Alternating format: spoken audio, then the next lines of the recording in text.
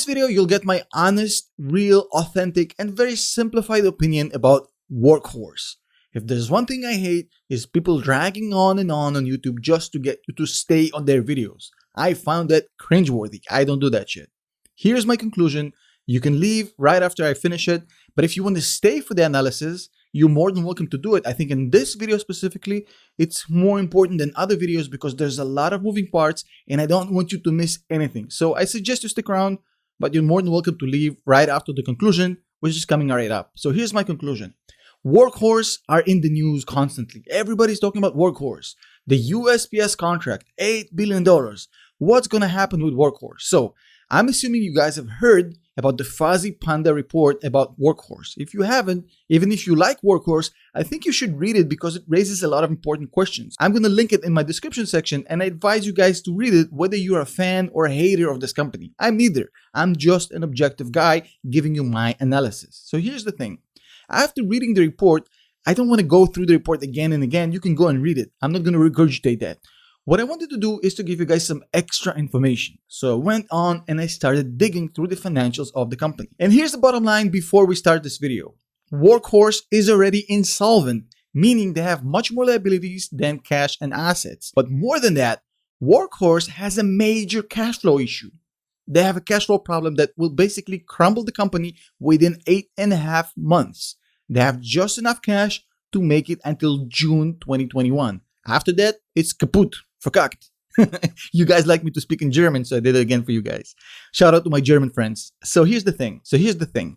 Unless a sequence of very unlikely events happens, this company is gonna go belly up. I'm calling it right now. Now, what events can happen that can prevent the company from going bankrupt? Number one, of course, is the USPS contract everybody's talking about. Now, that can definitely save the company to get more runway, at least a couple more years. However, if the company is fundamentally flawed, that's not going to work in the long term, but that's a whole different video. Unless the company gets the USPS contract, everything is going to go kaboom. It's simple as that.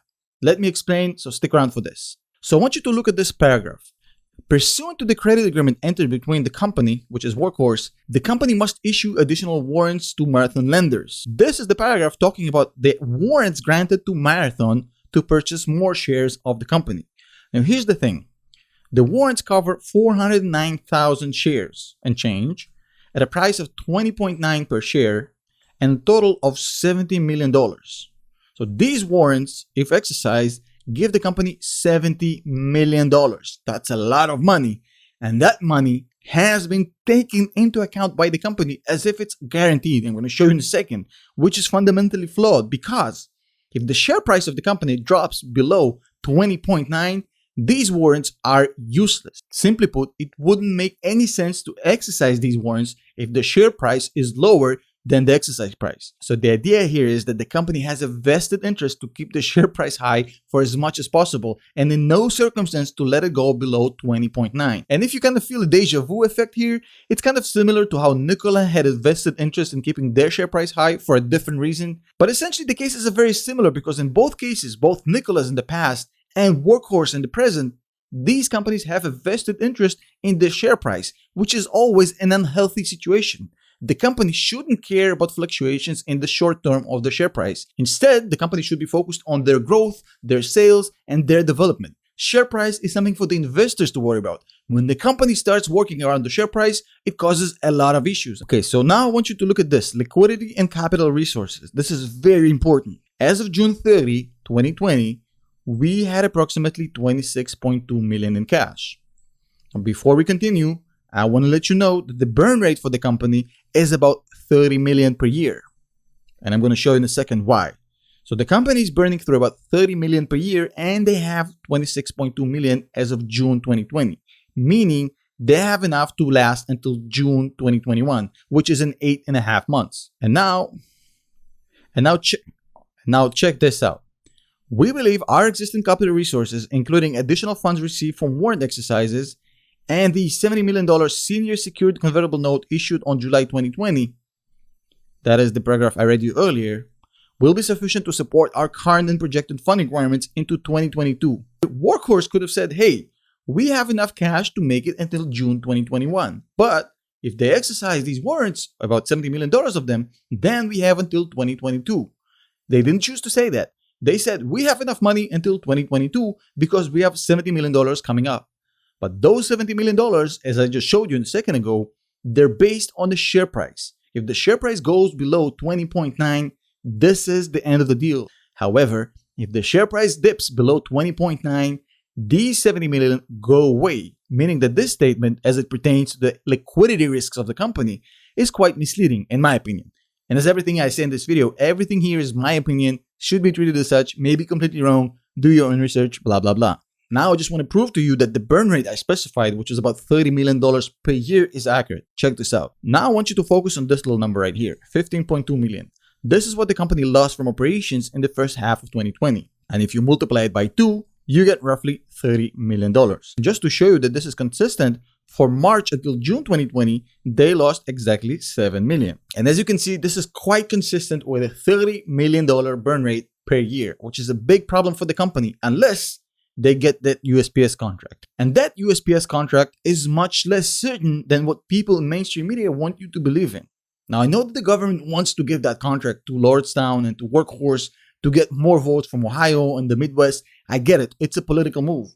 However, there's a big question if the company is even able to deliver and how much of that contract they will actually get. There's a reason why this was postponed again and again, not to make a decision on the USPS contract. But let me ask you this question.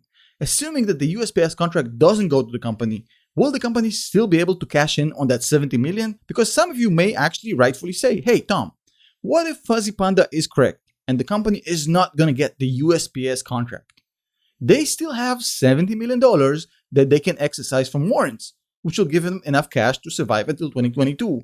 However, as I just showed you, these warrants are subject to the share price being $20.9. If you take a look at the share price right now, you'll see that it's very close to that limit. It's 23.63. All it needs to drop to be below the threshold is $3. And if they happen not to get the USPS contract, believe you me, that the price will go way below 20.9, meaning they lose the $70 million from the warrants. So as you can see here, the $70 million from the warrants is intertwined with the USPS contract being granted to the company. Because much like Penn and Teller, they need each other to survive. They can't exist single-handedly. They don't make any sense without the other. Now, jokes aside, it's a simple fact. This USPS contract is basically the whole thing this massive company is riding on. But there's a lot of political pressure to give them the contract. And they may get it. I don't know. I'm not clairvoyant. But there's one thing I am. I'm a smart guy.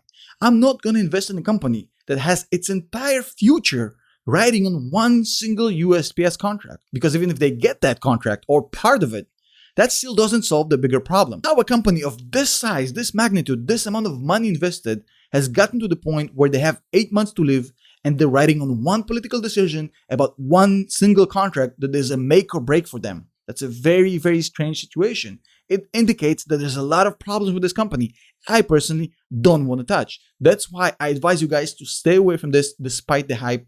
Keep your money, put it elsewhere, put it in better places. Again, my opinion.